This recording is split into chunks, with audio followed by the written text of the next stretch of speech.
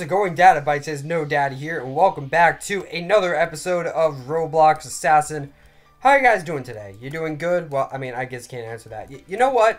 Comment down below how you guys are doing today, because I don't know, I'm curious, and I asked for a reason, so. But yeah, welcome back to Assassin. I'm slightly less sick of this game, you know, after the competitive season. I got sick of the game because playing it forever takes a toll on your brain, but you know, I'm slightly less sick of it now because it's been a few days, so you know, I can actually have a good time on this game.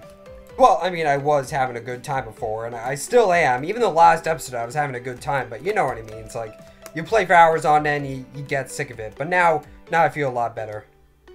Take your hand off the spacebar sometimes. Wow, what a great way to tell someone that they're jumping way too much. Even though I don't necessarily agree with that, I mean, jumping is part of the game. You can't exactly jump too much. Like, there's really not something like that. I mean, it might be a bad idea competitively to jump all the time because, like, you'll be more predictable if you jump all the time. But it doesn't necessarily make you a bad player. Like, Prisman, he thought of making a jump cooldown in competitive mode before, and he decided against it for a reason, you know? Anyway, in the previous episode, we checked out the Champion Axe, the current rarest knife in the game. You know, it was the top 10 prize. So last time we checked that out. You can click the eye in the top right corner to check that out. In this episode, we're going to look at the top 100 prize, ladies and gentlemen, the Competitor Blade. If you guys are hyped for this episode, then be sure to drop a like on this video. It helps out a whole lot. And without further ado, let us get into a round with the Competitor Blade. Now, what's interesting about the Competitor Blade in particular, it's that it is the first and only Mythic with an effect of its own, which is really, really interesting in my opinion, because usually, you know, effects on a particular knife is really only a dream thing. You know, so far, it was only really dream knives that would have their own effect, but now we have Competitor Blade, and it is a Mythic with its own effect. So that's pretty interesting. So it's really not only a thing for dream knives anymore. Lower tier knives can have an effect of its own. So it makes you wonder, you know, is this going to be the only Mythic with an effect of its own? Are other Mythics going to start getting effects? Who knows? Maybe even exotics will start getting effects. You don't really know because, you know, again, it used to just be for dreams, and now we have Competitor Blade in the mix with its own effects. So it's pretty interesting. So the effect on Competitor Blade is really, really nice in my opinion. It's kind of like, I guess, yellow. What is that? I guess dust or fireworks. It kind of reminds me of Dreamwalker. I think the effect is kind of the same if you put on Dreamwalker. Yeah, you get really similar effect except it's like blue and purple. But with Competitor Blade, it's like yellow and black. And honestly, the Competitor Blade effect is much better than the Champion Axe effect in my opinion. That's not to say that this knife is better. Overall, Champion Axe is way better in terms of looks, but like effect-wise, Competitor Blade is much better because it's much more apparent and it's just cooler in general. It's like with Champion Axe, it's really small effect. Like with Champion Axe, it's really small effect at like the end of the axe. But here it's like all over the knife and like it's really apparent, so it looks really, really cool in my opinion. As for the knife itself, it's pretty cool. Obviously, it's dark and edgy. Kind of the opposite of Elegant Blade, which is pretty interesting in my opinion. Like, the last top 100 prize was elegant, and it was, like, white, and that was just it. Really, it was just a white sword, and now it's, like, a black dagger, I guess, so it's really interesting.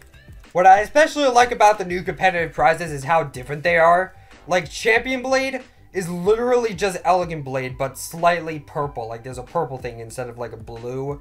I guess it's a gem. So, like, Champion Blade has a purple gem instead of a blue one, and that's literally the only difference. But, like, here, they're completely different knives. Competitor Blade and Champion Axe are completely different. Alright, Infected once again. We're getting a bunch of infection rounds, but no free-for-alls, which, I mean, I'm okay with. Don't get me wrong, I like free-for-alls, but in Infection, yeah, I feel like it's a lot more interesting, and I have a much higher chance of winning. Where's the zombie at the moment? I'm not seeing the zombie at all. Maybe he's AFK? See, that's the thing about Infected, is it could be really anticlimactic, because, like, the zombie could be AFK. And then it's just, like, that's just a win right there. You automatically win. And with free-for-all, you really have to fight to actually win. And there we go. That's it. We won. The Infected is AFK once again, ladies and gents. We'll start racking up. Oh, no, he's back. No, he's back with a vengeance. All right, no, now Now we have to survive for 15 seconds. Here we go. There's a bit of a challenge here, but I'm pretty sure we're going to win. Unless, like, that person specifically goes for me. But, I don't know. We should be fine. Throw the knife in him. There we go. We're good. GG. But yeah, guys, this is the Competitor Blade. I would say this is the rarest mythic in the game, but that's a lie, because that would be Champion Blade. But Competitor Blade is definitely the most expensive mythic in the game, because Champion Blade is not tradable, so it doesn't really have value. Competitor Blade does have value. It is the most expensive mythic in the game, and it's probably the most expensive knife in the game. It's literally 95 exotics at this point.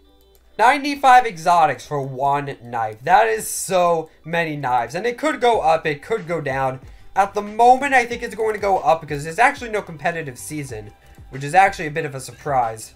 Like, seriously, I was expecting another competitive season immediately after June, because it's like a new competitive system, so I kind of expected Prisman to, you know, not necessarily have all competitive seasons every month, but maybe have a couple more, like, per month, you know what I'm saying?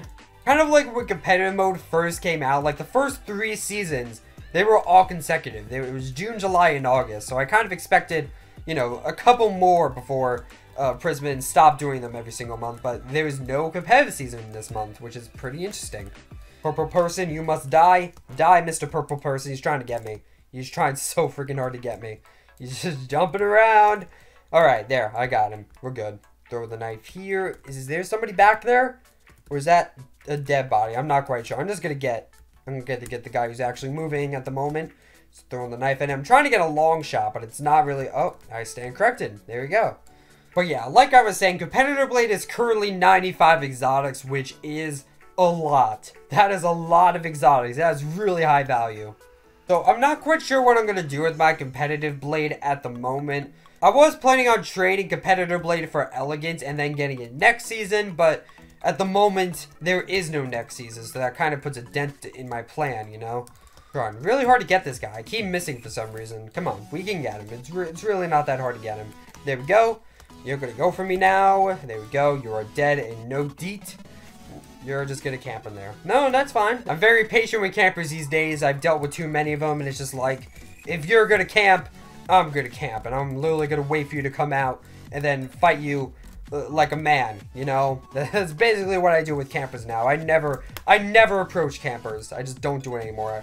Because every time I approach a camper, I just die. So I'm just like, alright, I'm gonna let them approach me a little bit, and then I'm like actually gonna fight them. Obviously, I'm not gonna camp them out, because that's just being hypocritical.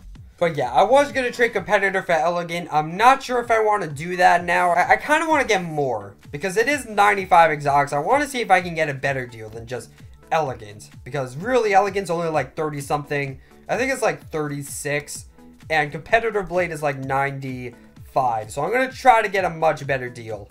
I'm going to see if I can get Elegant, Corrupted Axe, and Skeleton King, if I can get all 3 of those, because those are like the top 3 exotics. Like if I can get all 3 of those for Competitor, then that would be a pretty good deal.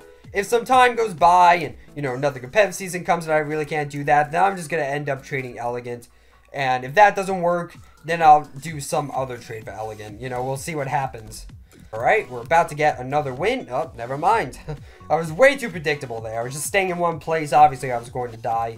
And a free-for-all. Alright, we were doing a bunch of infection rounds, but now it is free-for-all, so here we go.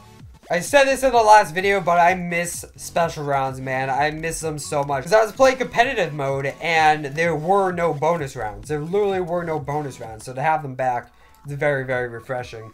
Again, I really hope Prisman adds deathmatch at some point. He actually did make a poll, like, asking what your favorite round is. And unfortunately, deathmatch, I think, came in dead last, which is pretty unfortunate. Prisman did say he would add back deathmatch if the demand was high. But if I'm being honest, I really don't think there's high demand for deathmatch at all. Personally, I want it back, but realistically, it might not happen because nobody really wants it back, even though it was a really fun concept. We were doing really good this free-for-all round, so hopefully we can get this win. Come on, be careful. He's not jumping. All right, gonna take a note of that. He's not jumping at... Oh, he jumped. All right, I'm wrong about that. That's fine, but he's not really jumping, so... that is something to take note of, and I haven't killed him yet. All right, that's fine. Gonna go in here, and there we go. I think that's the end of it. I'm not quite sure. Yes, alright. That's the end of that. Good game. But yeah, I am willing to trade competitor blades, so if anybody wants to make a good deal, I don't know, DM me on Discord or something, I don't know. You could even comment a deal down below and maybe I'll take it, because I'm sure somebody out there really wants competitor blade, so if I can get a good deal on that, and then I'll probably just get competitor blade again, you know, get top 100 whenever the next season rolls around. I'm not sure when that is, but whenever the next season may be, I will try to be prepared for it. Hopefully it's during the summer. If it's not during the summer, it's during like school time. Again, I will try to make it work, and I'll probably just have to live stream quite a bit to get the competitor blade and maybe do a little bit less videos, and then, you know, do some streaming on competitive mode while doing school. We'll see what happens, but I really hope there's another season during the summer, because summer is obviously the best time for competitive mode, because, you know, everyone's out of school, so it's kind of an even chance. Like, some people, like, are going to have trouble during school time because of school time, you know. Some people won't be able to play that much. But during the summer, you know, obviously, you still have to do things like chores, a summer assignment, or vacation, or whatever. But, you know, during the summer, it's still kind of fair game. Like, generally, a lot more people have free time. Oh, now this guy's jumping a bunch. But whatever, I killed him, GG. And wow, alright, this is a small server. I don't know why it's small, but oh, it's small. There's only 5 players here. Interesting. Also, the infection special round is, like, overpowered in small servers. Let's say it's, like, 2 people in a server. Like, whoever's the first infected is obviously going to win, because the infected can just respawn, and if the infected kills the other player once, that's like an automatic win. So yeah, not extremely balanced, but during a normal large server, or I guess a full server, it's totally balanced. So yeah. Oh, now the server's filled up. Well, there we go. Let me kill this guy. I think you're the last person. Am I correct on that? Are you the last person? Let me throw a knife at you. And you are. There you go. No data's copy. Which one? There's like at least 4 purple people in this server. Well, I guess counting me, so I guess it would really only be 3 copies. But still, that's a lot of purple people. Wait, let me smack myself. You know, I can smack myself in the dream, and I'd probably still be asleep if I'm being honest. No, like seriously, is that just a misconception, or am I weird? Because like people say, if you get hurt in a dream, you'll automatically wake up. But like, I've literally felt like fake pain in a dream. I don't know, maybe I'm the only one, but like I could smack myself in a dream and I would feel that pain, even though I'm not actually hurt in real life, but I would still feel like pain in the dream and not wake up. I don't know, but maybe that's just a me thing. I don't know. Anyway, guys, we will play a couple more rounds and we are going to end off this episode. Let us play a round of infection, and then maybe we'll play a couple more classic rounds and we will end off this episode. Oh, I first infected. There we go.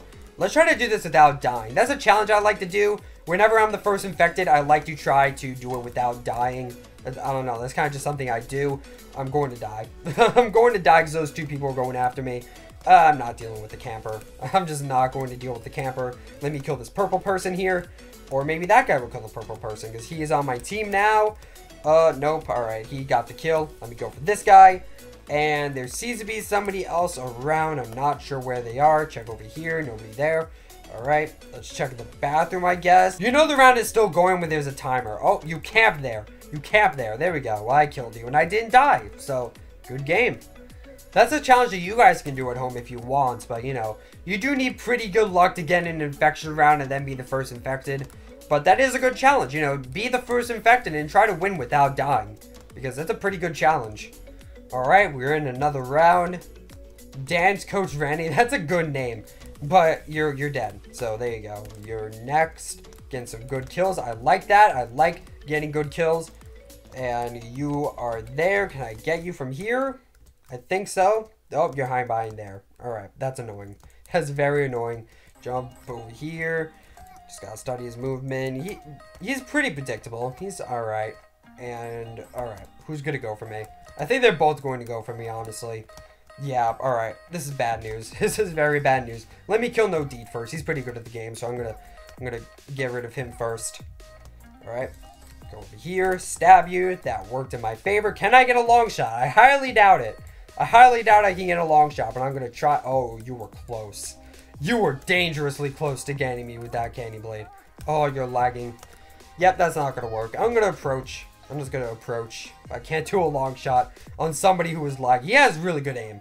Like, he is close to me, and that is scary. Like, that's really scary. Alright. Should be fine, though. We're close, so I'm able to get some hits on him. In theory. Come on. Nope, don't flee. There we go. We got him. GG.